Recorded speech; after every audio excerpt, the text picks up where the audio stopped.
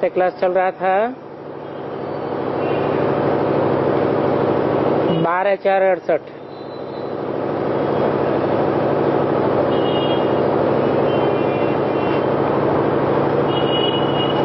तीसरे पेज के अंत में बात चल रही थी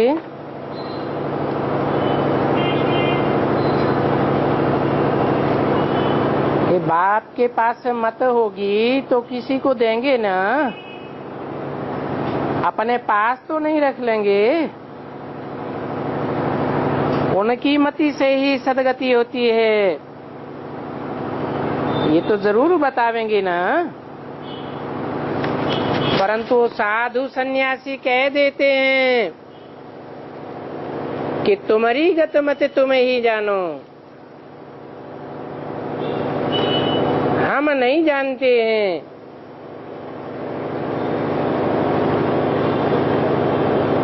परंतु ये भी कोई बात नहीं है। अभी बाप कहते हैं इस श्रीमत से ही तुम्हारी गति होती है। तुम्हारी गत मत तुम ही जानो, वो अभी तुम समझते हो कि बाबा जो कुछ जानते हैं वो हमें बताते, हमको सिखलाते हैं। तुम कहेंगे हम बाबा को जानते हैं,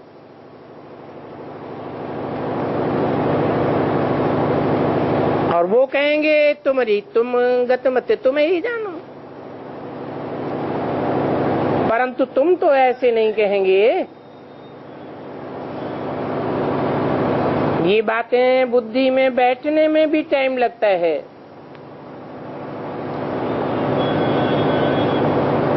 फट से कोई की बुद्धि में नहीं आता है, क्योंकि संपूर्ण तो अभी कोई भी बना नहीं है। अगर कोई संपूर्ण बन जावे फिर तो यहाँ से ही चले जावेंगे। इस विकारी दुनिया में मन बुद्धि रूपी आत्मा ठहर नहीं सकेगी।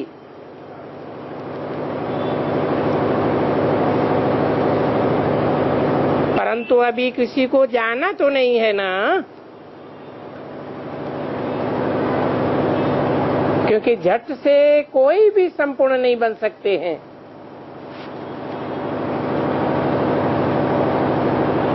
याद का अभ्यास करने में टाइम लग जाता है।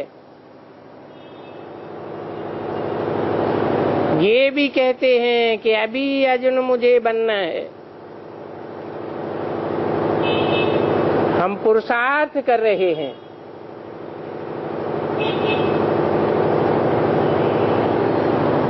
पुरुषार्थ करने वालों को बल पहले जरूर बैराग आया होगा।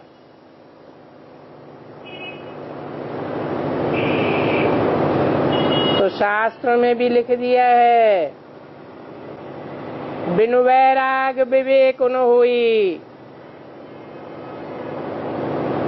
ये विवेक जागृत होता है तभी जोर से पुरुषार्थ करते हैं। अभी देखो, इन्होंने देखा कि मैं डबल सिरताज बनता हूं।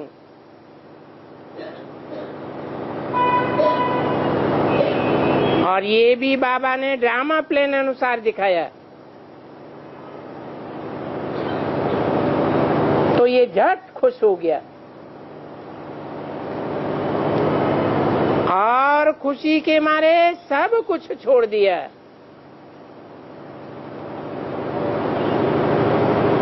कैसे झटके से वैराग आ गया।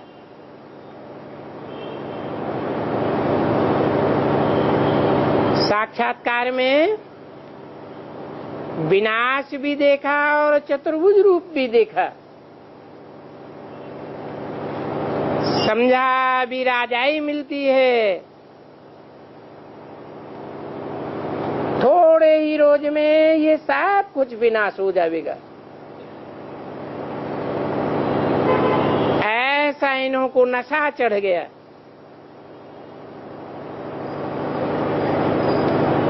परंतु अभी तो देखने में आता है कि ये एक की बात नहीं थी, अभी तो बहुतों को राजाई मिलनी है। अकेले एक हम जाकर के क्या करेंगे? परंतु ये ज्ञान तो अभी मिलता है।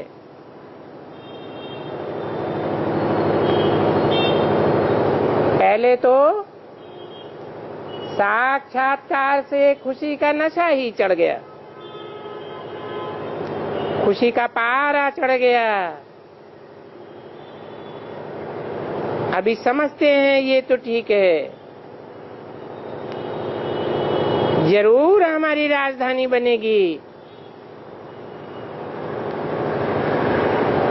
बाकी राजधानी में आने वालों को सभी को पुरुषार्थ तो करना पड़ेगा। और यहाँ तुम अभी पुरुषार्थ के लिए ही बैठे हो।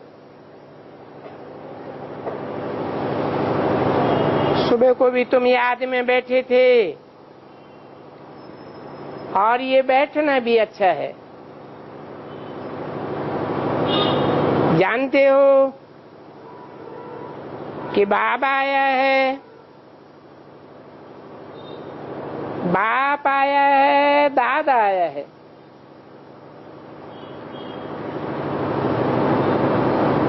ये तीन शब्द अलग अलग क्यों बोले?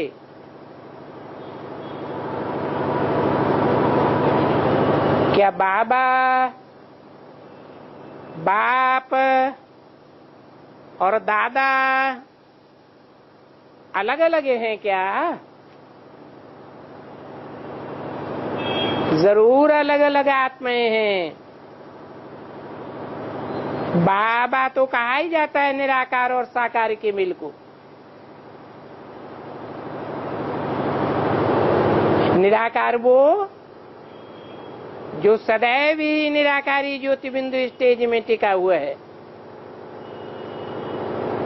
अर्थात निराकारी, निर्विकारी, निरहंकारी ही है। वो कभी विकारी नहीं बनता, कभी भी अहंकारी नहीं बनता। देह अहंकार आता ही नहीं, उसको देह है ही नहीं। उसकी बिंदी का ही नाम शिव है। वो नाम कभी बदलता नहीं।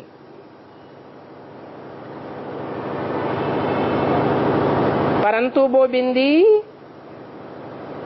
जो सदैव निराकार है, वो इस सृष्टि में आकर के कोई साकार में प्रवेश करती है। ऐसी साकारी आत्मा में प्रवेश करती है जो ऑलराउंड 5000 वर्ष साकार पार्ट बजाती है। तो निराकार और साकार दोनों के मेल को बाबा कहा जाता है।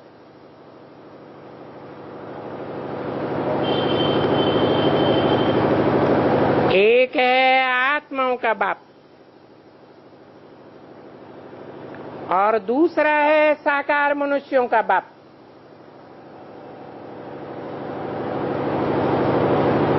दोनों का मेल बाबा है। और दादा किसे कहा जाता है? दादा बड़े भाई को कहा जाता है। सच्चे रूपी रंगमंच में या इस सच्चे रूपी वृक्ष में जो पहला पत्ता है, वो ही बड़ा भाई है। उसे बीज बाप नहीं कहेंगे, उस पत्ते को जन्म देने वाला बीज रूपी बाप मनुष्य सृष्टि का बाप है।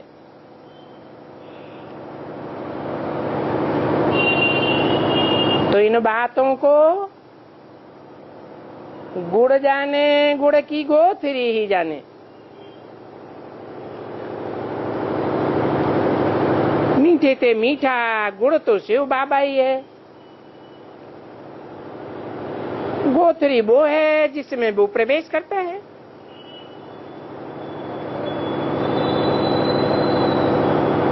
वो बाबा एक एक बच्चे को बैठे देखते रहेंगे, एक एक को बैठ करके साकाश देते हैं। ये साकाश देना ही योग की अग्नि है।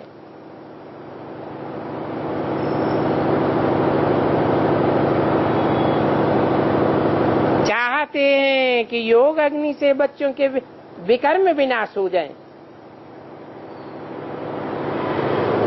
जैसे कि बैठ करके एक एक को लाइट देते हैं, एक एक आत्मा को सच लाइट देते जाएंगे और बैठेंगे ही ऐसे। तो ये बाप कहते हैं मैं ऐसे बैठता हूं, ऐसे बैठ करके एक एक आत्मा को करंट देता हूं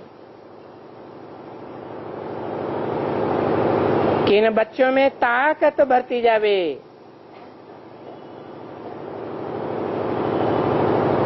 अगर कोई की बुद्धि बाहर भटकती होगी तो वो करंट कैच नहीं कर सकेंगे और फिर उनकी बुद्धि कहां न कहां भटकती ही रहेगी।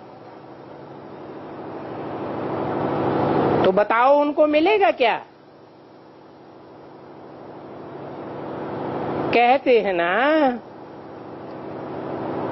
मिठुरा घुरत घुराए। प्यार करेंगे तो प्यार मिलेगा। बुद्धि बाहर में घूमती रहेगी तो क्या दूर मिलेगा? तुम प्यार करेंगे बाप को तो प्यार पावेंगे। बुद्धि बाहर भटकती रहती है तो तुम्हारी बुद्धि बैटरी को चार्ज नहीं कर सकेगी।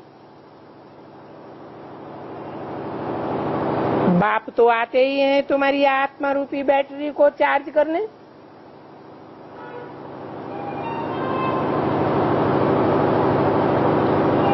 उनका फर्ज है सर्विस करना। किसने बोला?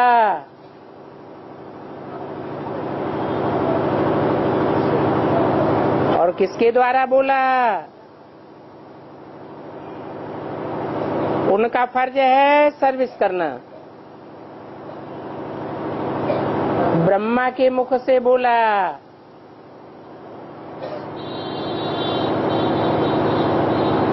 और शिव बाबा ने ही बोला।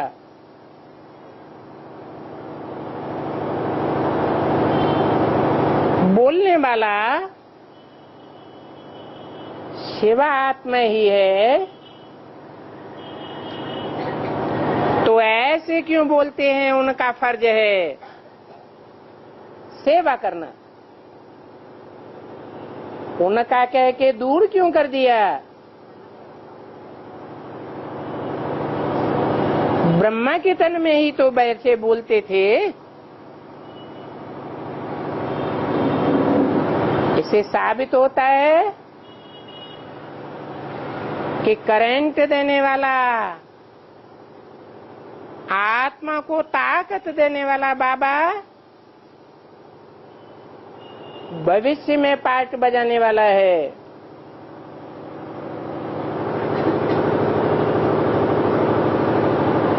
बाप आकर बच्चों की सर्विस करते हैं।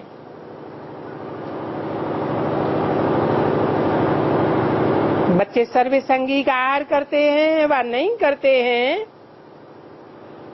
वो तो बच्चों की आत्मा ही जाने।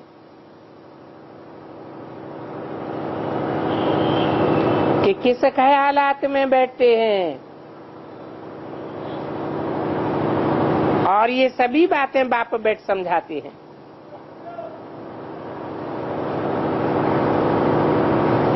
कहते हैं मैं भी परमात्मा हूं। भी क्यों लगा दिया?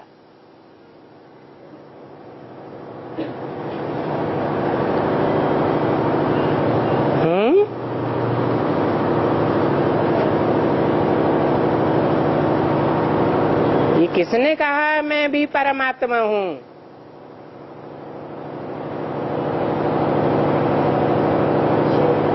शिव बाप ने ही कहा।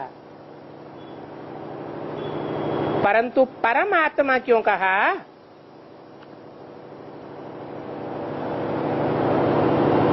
आत्माओं के बीच में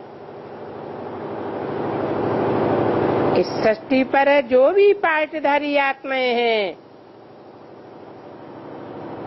उनके बीच में परम पार्ट बजाता है।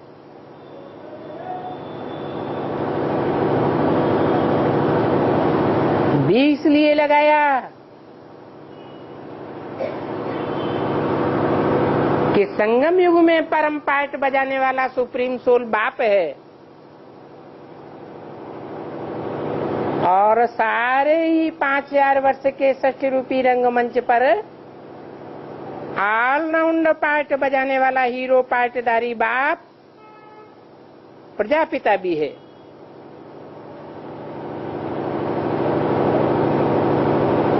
दोनों में बड़ा कौन है?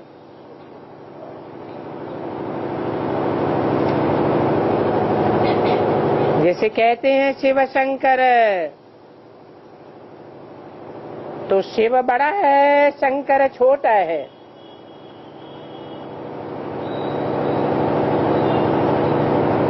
शंकर याद में बैठा हुआ है, जरूर आत्माओं के बाप की याद में बैठा है। तो जिसकी याद में बैठा है वो बड़ा ठहरा। ऐसे ही कहा जाता है परम पिता परमात्मा।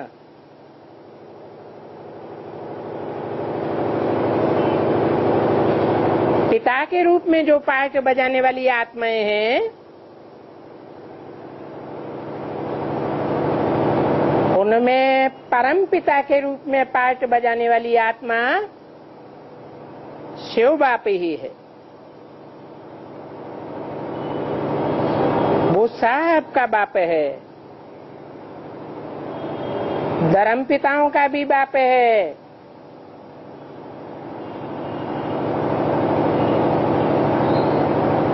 और प्रजापिता का भी बाप है।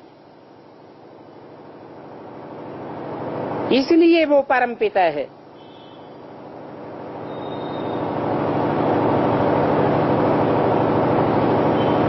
परंतु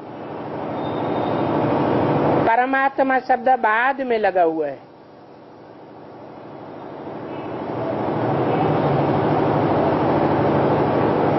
क्योंकि आत्माओं के बीच में हीरो पार्टधारी के रूप में परम पार्टधारी बाद में तैयार होता है और बाद में पहचाना जाता है। इसलिए बाप कहते हैं कि मुझ बैटरी के साथ तुम योग लगाते हो, मैं भी साकाश दूंगा। यहां भी लगा दिया, अर्थात शिव ज्योति बिंदु सुप्रीम सोल भी साकाश देता है, और जिसमें प्रवेश करता है वो भी संपन्न होने के बाद बच्चों को साकाश देता है।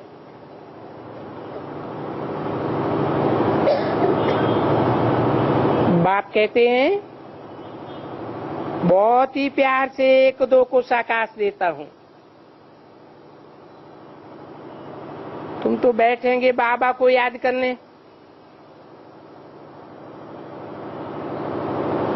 तुम याद करने बैठेंगे और बाप कहते हैं मैं एक एक आत्मा को साकाश देता हूं। सामने बैठ करके सर्च लाइट देता हूं।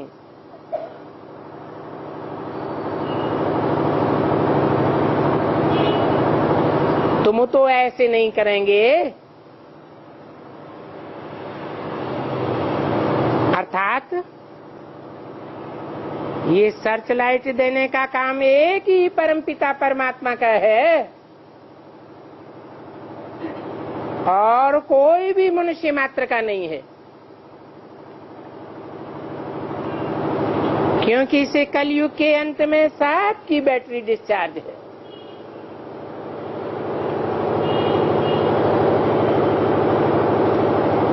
ये सकाश देने का काम इंद्रियों में जो श्रेष्ठ इंद्रियां आंखें उनके द्वारा ही होता है। मनुष्य को बैटरी चार्ज करने का सकाश नहीं दे सकता, संग का रंग नहीं लगा सकता।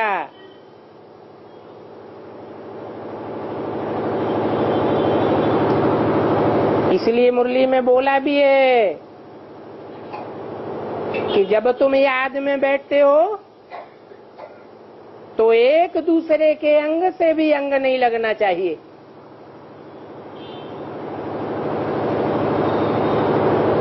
अंग से अंग लगता है तो भी बैटरी डिस्चार्ज होती है।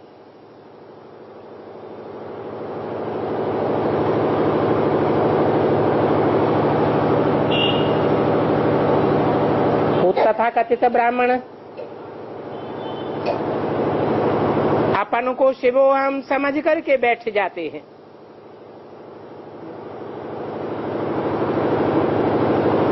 और दूसरी आत्माओं को सर्च लाइट देना शुरू कर देते हैं। परंतु बाप का डायरेक्शन है तुम तो ऐसे नहीं करेंगे। ये सर्च लाइट देने का काम एक ही बाप का है।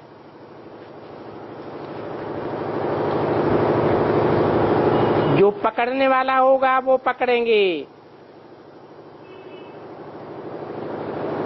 और उनकी बैटरी चार्ज भी होगी। दिन प्रतिदिन बाप वो युक्तियां बहुत समझाते रहते हैं।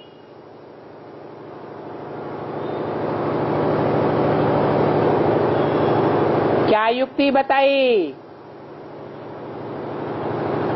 63 जन्मों में आत्मा की बैटरी तीव्र गति से कैसे डिस्चार्ज होती है।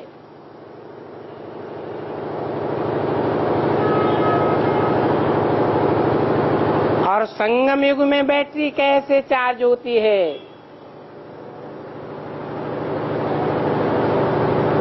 सतयुग त्रेता में बैटरी धीमी गति से कैसे डिस्चार्ज होती है। ये बात बाप बैठ समझाते हैं।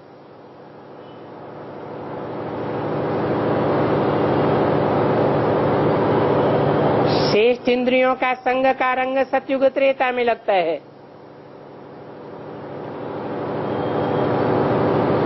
और वो संग का रंग अभिविचारी रूप में लगता है या व्यभिचारी रूप से लगता है।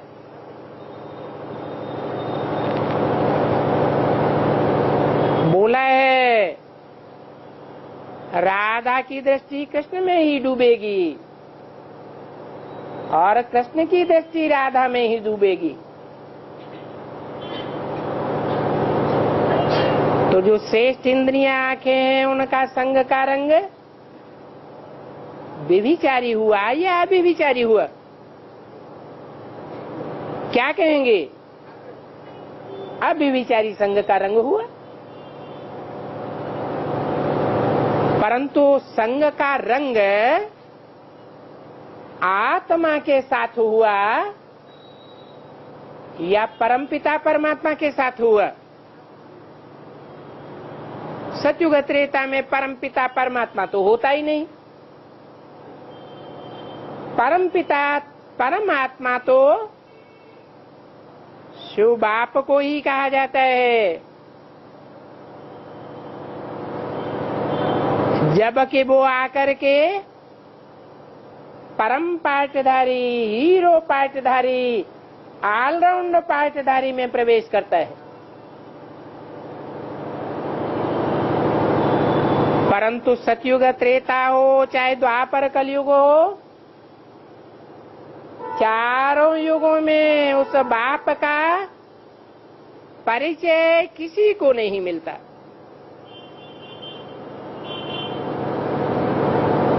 इसलिए आत्माओं का आत्माओं के साथ कनेक्शन होता है। सतयुग में अव्यभिचारी संयोग होता है, इसलिए आत्मा धीमी गति से गिरती है। इंद्रियों से ही सुख भोगा जाता है और इंद्रियों से ही दुख भोगा जाता है। इंद्रियां जब व्यभिचारी बनती हैं तो दुख शुरू हो जाता है।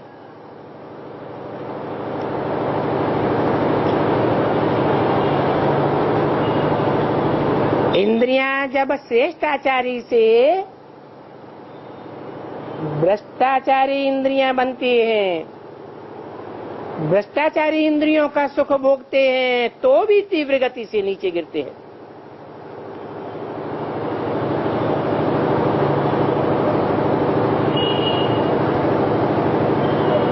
संगम में ही ऊंचा उठना होता है।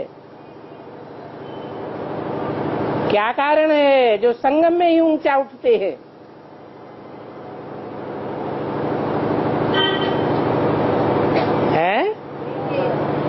एक बाप का ही संग होता है, वो भी तब होता है जब पक्का पक्का बाप के ऊपर निश्चय बैठ जाए। अनिश्चय मात्र भी ना आने पावे। आज निश्चय हुआ, कल अनिश्चय बैठ गया। आज बाप का बच्चा बना, कल भूल गया।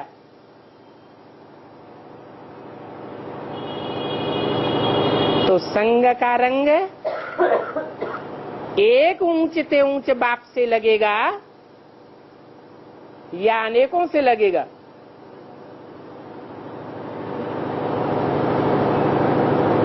अनेकों का संग का रंग होगा तो फिर नीचे गिरते हैं।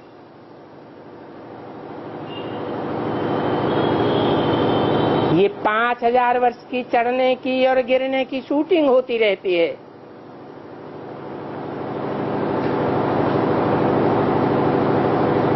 तो बताया कि बाप तो दिन प्रतिदिन युक्ति समझाते रहते हैं कि कैसे ऊपर चढ़ना है और कैसे नीचे उतरना होता है। बाकी समझना या न समझना वो तो नंबरवार स्टूडेंट्स के ऊपर है। बहुत बाप के द्वारा तरावटी माल मिलता है, इतना तरावटी माल मिलता है कि कोई कोई तो हजम भी नहीं कर सकते हैं।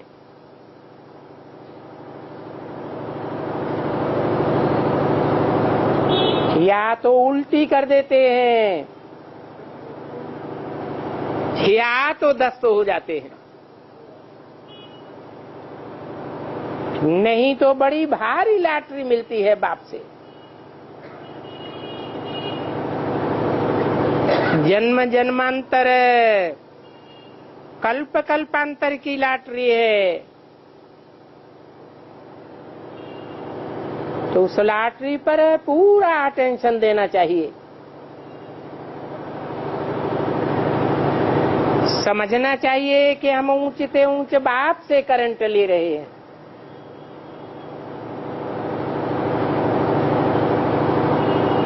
ये भी समझना है कि बाप भ्रकुटी के बीच में बैठा है।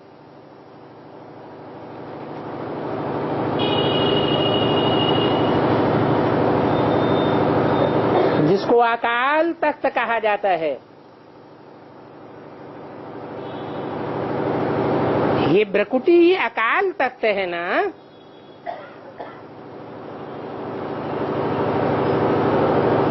अकाल तख्त अर्थात जिसको कोई काल खा ही नहीं सकता।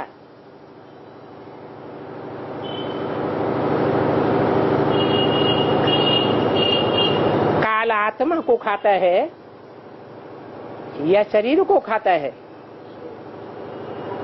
काल तो शरीर को खाता है,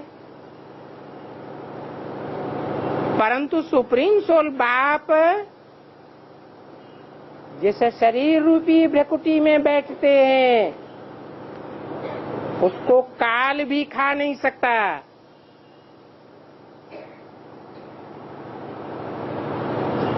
तुमको भी अपन को आत्मा समझ करके बाप को याद करना है।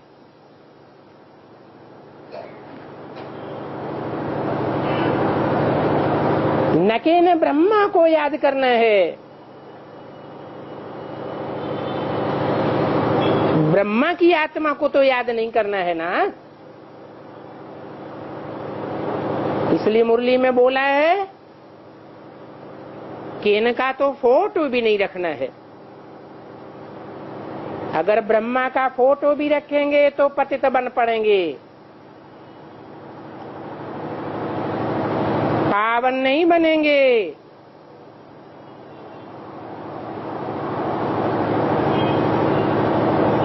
तो बुद्धि में बैठना चाहिए। हमें न ब्रह्मा से नहीं उनसे योग लगाते हैं। ये उनसे कह करके दूर क्यों कर दिया? बोलने वाला सुप्रीम सोल बाप तो ब्रह्मा के तन में ही बैठकर बोलता था, तो उनसे क्यों कहा? जरूर वो बाप जो करंट देने वाला बाप है, निराकारी स्टेज वाला बाप है, वो भविष्य में पार्ट बजाने वाला है। बल ब्रह्मा के तन में आकर के मुरली चलाई, परंतु उनके द्वारा करंट नहीं दिया। जो आत्मा पावरफुल बन जाए, क्योंकि करंट देने वाला प्रैक्टिकल में, साकार में निराकारी स्टेज वाला होना चाहिए। ब्रह्मा का एक भी फोटो ऐसा नहीं है जो इब्राहिम, बुद्ध, क्राइस्ट और गुरु नानक की तरह निराकारी स्टेज वाला हो।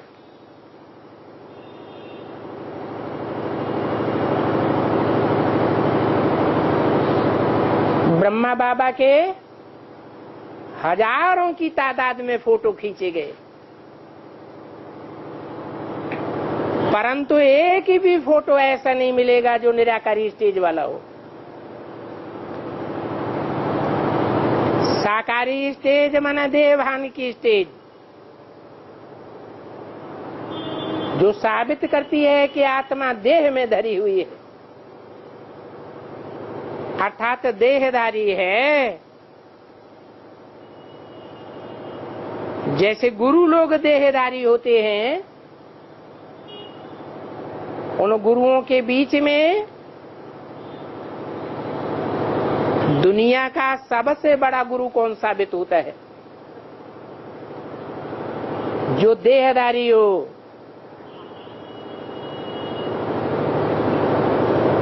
ब्रह्मा ही देहधारी दुनिया का सबसे बड़ा गुरु साबित होता है। अगर देहधारी न हुआ होता तो भक्ति मार्ग में ब्रह्मा की भी मूर्तियां पूजी जाती, ब्रह्मा के भी मंदिर बनते।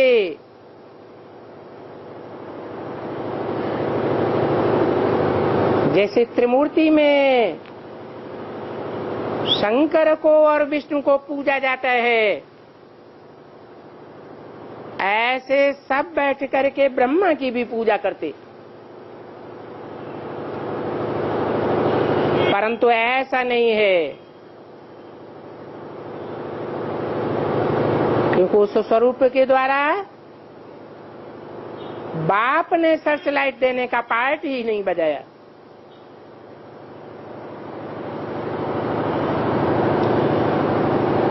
इसलिए बोला कि सदैव ऐसे समझना है कि हम उनसे बैठ करके योग लगाते हैं। इन ब्रह्मा को देखते हुए भी हम उनको याद करते हैं। भविष्य के पार्टधारी की तरफ इशारा किया। ये आत्मा की बात है।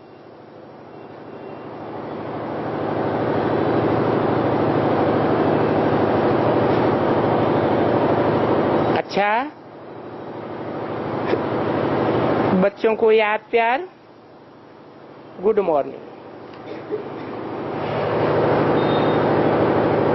आज का रात्रि क्लास है 18/4/68।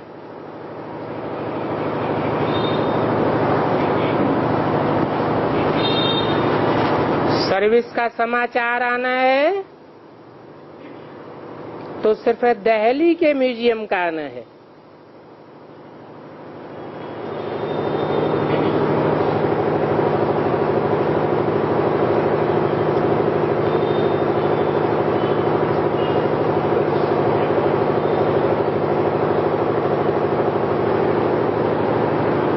कौन सी सर्विस है?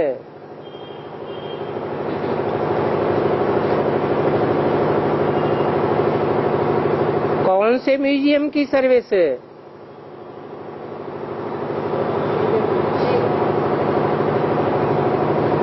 एक जड़ चित्र होते हैं, एक चैतन्य चित्र होते हैं।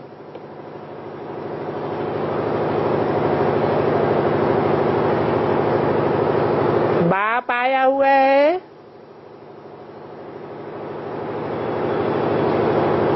संसार को चैतन्य चित्रों की म्यूजियम बनाने के लिए। जहां चैतन्य चित्रों की म्यूजियम में सबको साक्षात्कार हो जावे कि ऊंचते ऊंच बाप के ऊंचते ऊंच बच्चे कौन कौन हैं, जो जन्म जन्मांतर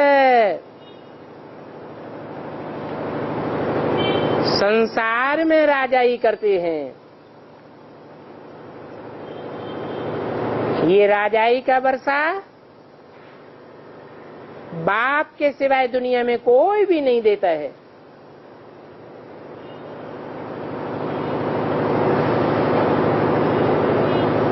पढ़ाई पढ़ा करके राजा कोई नहीं बनाता। डॉक्टर बनावेंगे, इंजीनियर बनावेंगे, मास्टर बनावेंगे, जज बनावेंगे, राजा कोई नहीं बनाता है। क्योंकि कोई भी राजयोग सिखाने की कला नहीं जानता। ये बाप ही भारत में आकर के राजयोग सिखाते हैं।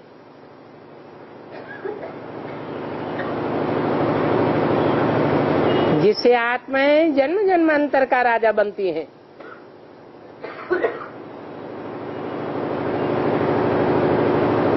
तो बाप का कहना है कि ऐसे चैतन्य चित्रों का म्यूजियम और कहाँ बना ही नहीं है।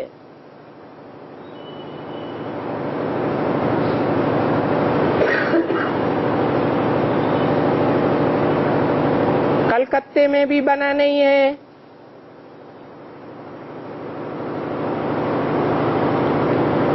सिर्फ दिल्ली में बना है, या तो दूसरा जयपुर में है। परंतु दिल्ली और जयपुर की सर्विस में रात दिन का फर्क है।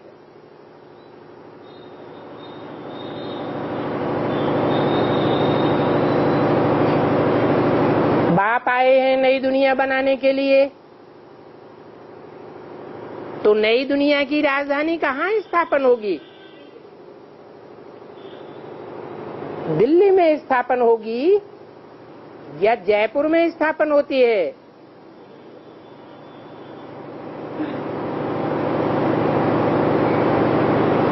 दिल्ली में तो एमपी आदि बड़े बड़े लोग आते हैं,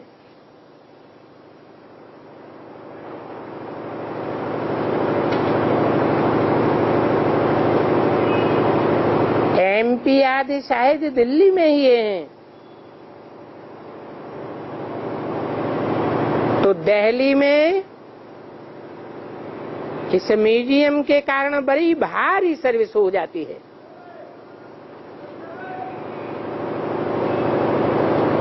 दिल्ली में ही कोशिश करते हैं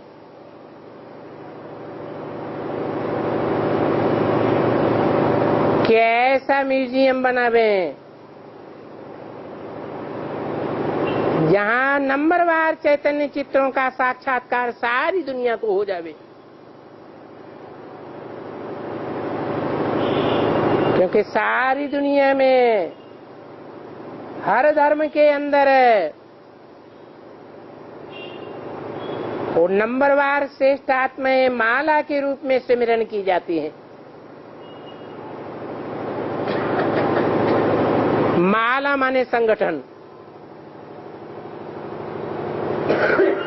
ऐसी श्रेष्ठ आत्माओं का संगठन बाप ही आकर दिल्ली में स्थापन करते हैं।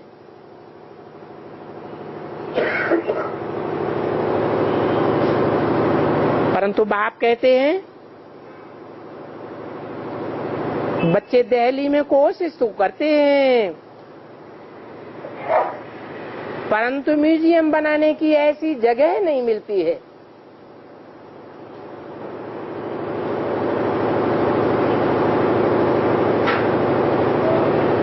जब तक राजौरी का फैसला न हो जाए तब तक कहां भी म्यूजियम बनाए नहीं सकते। हाँ, कहां किराए पर मिल जाए तो अच्छा है। भक्ति मार्ग वालों से ज्ञान मार्ग वालों को युद्ध करनी है, और युद्ध करनी है तो सेना भी चाहिए।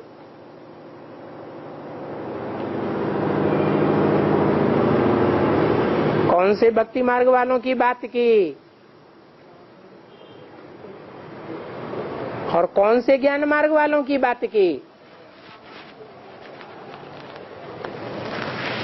है?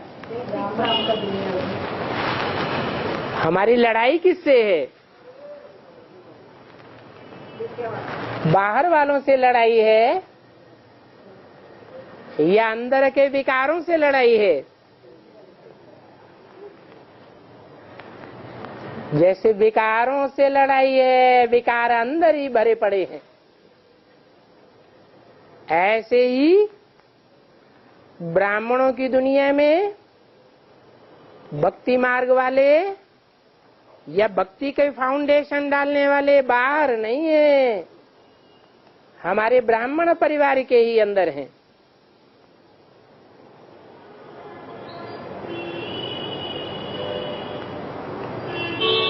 और राजधानी दिल्ली है।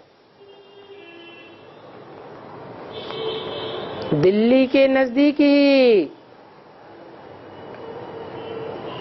कुरुक्षेत्र में महाभारी महाभारत युद्ध गाया हुआ है।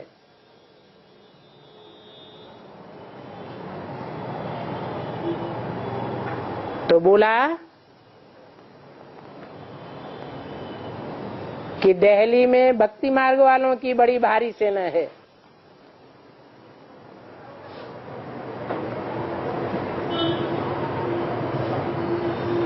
तो उनसे लड़ाई लड़ने के लिए ज्ञान मार्ग वालों की भी बड़ी सेना चाहिए। कौन सी सेना पुरानी है और कौन सी नई है?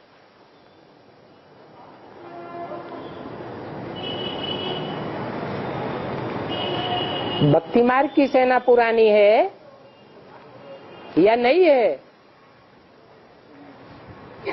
हैं? पुरानी है। फिर नई सेना कौन सी है? जरूर ब्राह्मणों की दुनिया में भक्ति मार्ग की सेना भी है, जो ज्ञान को न समझने के कारण, ईश्वर बाप को न पहचानने के कारण भक्ति मार्ग वालों का ही अनुसरण करते रहते हैं।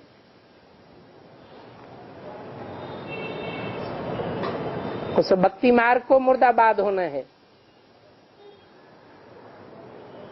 ज्ञान मार्ग को जिंदाबाद होना है।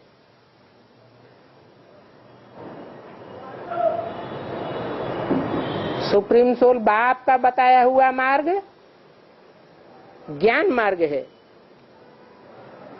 और देहधारी गुरुओं के द्वारा बताया हुआ मार्ग भक्ति मार्ग है।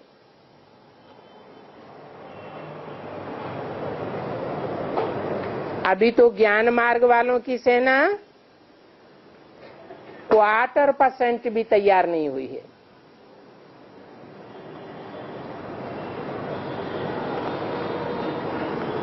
कौन से सन की मुरली है?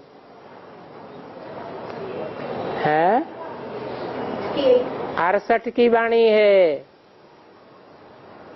और अभी कितने साल बीत गए हैं? कितने साल बीत गए?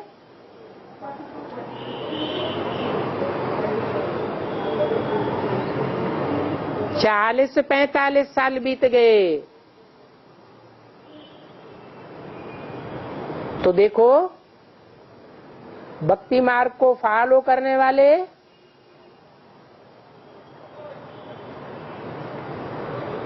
जिनकी संख्या बहुत भारी है,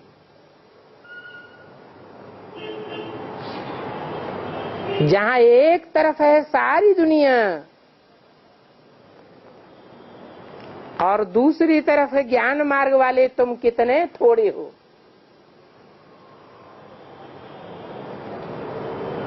जिनको बाप का भी ज्ञान है और बाप के बताए हुए रास्ते का भी ज्ञान है,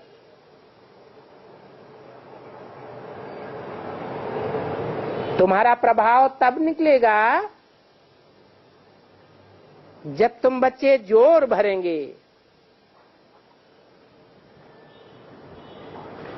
अभी तो बच्चों में सर्विस का जोर ही नहीं है।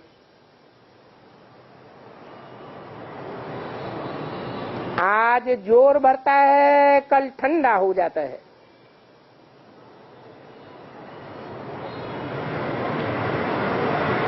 क्योंकि इस ज्ञान मार्ग में विघ्न भी बहुत पड़ते हैं।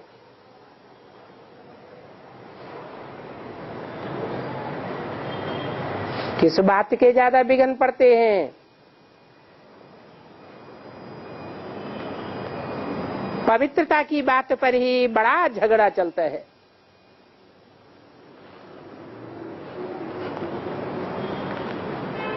इस झगड़े के कारण कलकत्ते में भी मकान नहीं मिलता।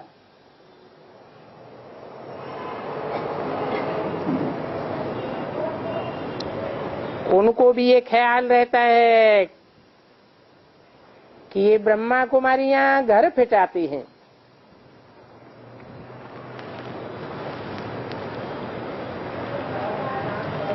अभी ये घर तो सबके फिटने ही हैं।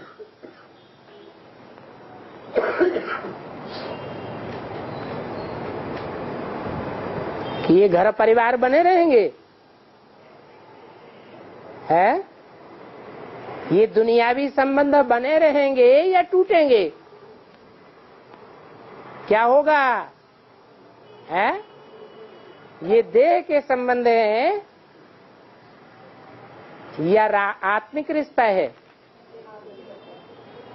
ये देह के रिश्ते हैं,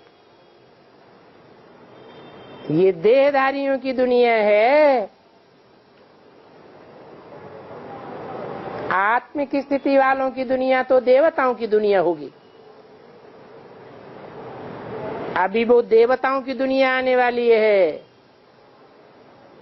ये देह के रिश्तों की दुनिया खत्म होने वाली है।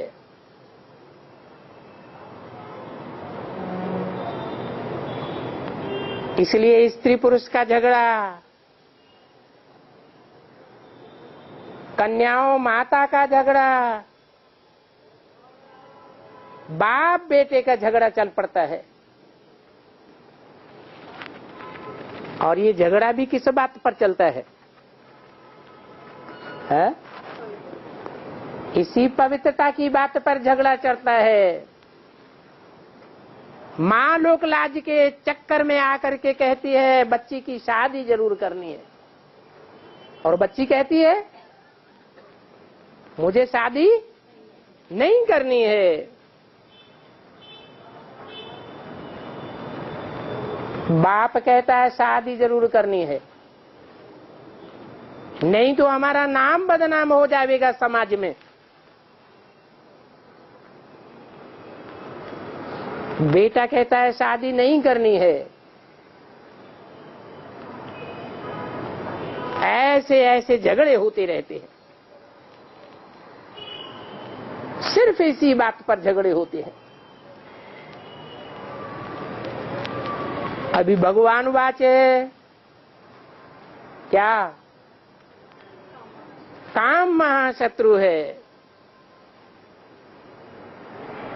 इस काम विकार को जीतने से तुम जगत जीत बन जावेंगे। कहा भी जाता है काम जीते जगत जीत।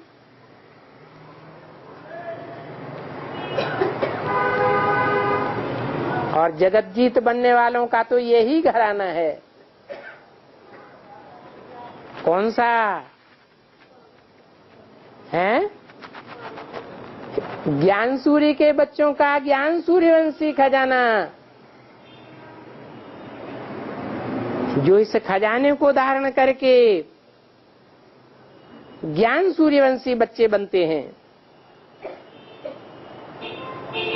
अभी है भी बहुत सहज बात, परंतु ये बात किसी की बुद्धि में नहीं बैठती है। नहीं बैठती है तो कहेंगे पत्थर बुद्धि है।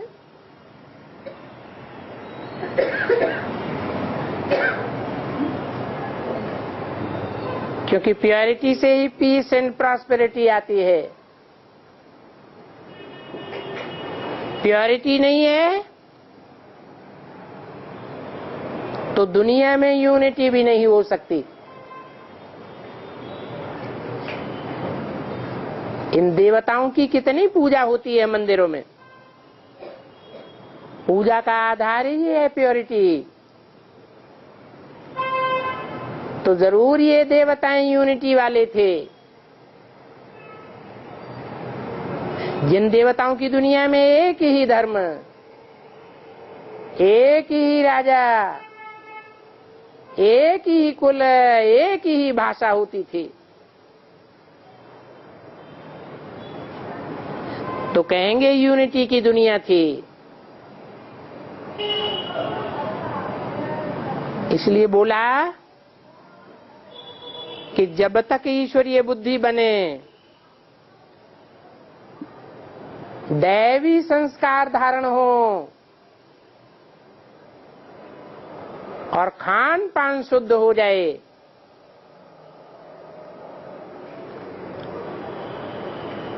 ये बातें जरूरी हैं। आजकल आदतें बहुत ही कड़ी होती हैं मनुष्यों में। बीड़ी और सिगरेट की आदत तो आज छोटे बच्चों में भी देखी जाती है।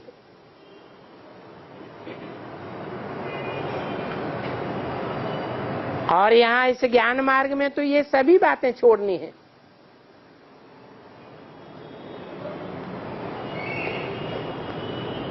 क्वैन भी है, अंतकाल जो स्त्री समझे,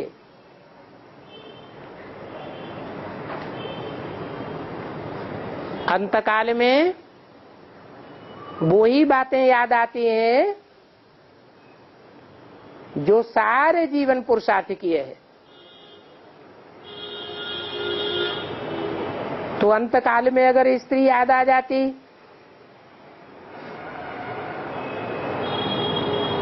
तो जरूर उनको ऐसी दुनिया में जन्म मिलेगा जिस दुनिया में वैश्य हैं और लंपट ही होते हैं।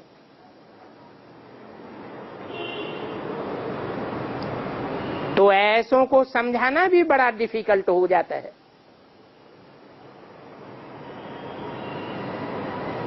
ऐसों को कहा जाता है 100% पतित। नई दुनिया में होते हैं 100% पावन। इन बातों को समझाने में बड़ा साहस चाहिए।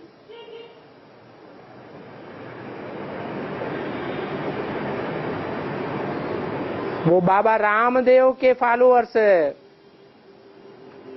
हठ योग की कितनी मेहनत करते हैं, वो भी इजी है। क्यों इजी है? क्योंकि उनको माया रावण का सामना नहीं करना पड़ता है, और तुमको तो माया रावण का बहुत सामना करना पड़ता है। बाबा तो रास्ता बहुत सहज बताते हैं।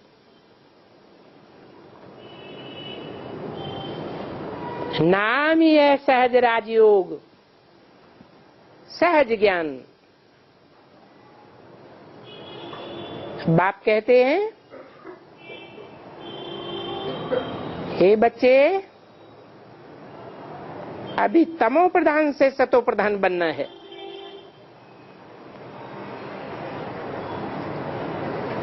बनना है या बन गए?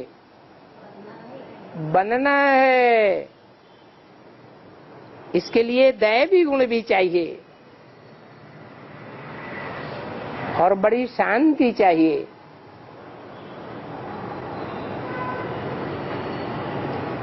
कोई भी क्रोध करे, ईविल बातें बोले, तो ऐसे टाइम पर कान में पट्टी बांध दो। क्या करो? Hear no evil. कोई जवाब नहीं देना है। Talk no evil.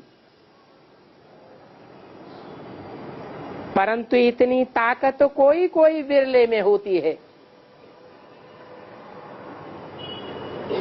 जिनकी बुद्धि में ईश्वरीय ज्ञान समाया हुआ रहता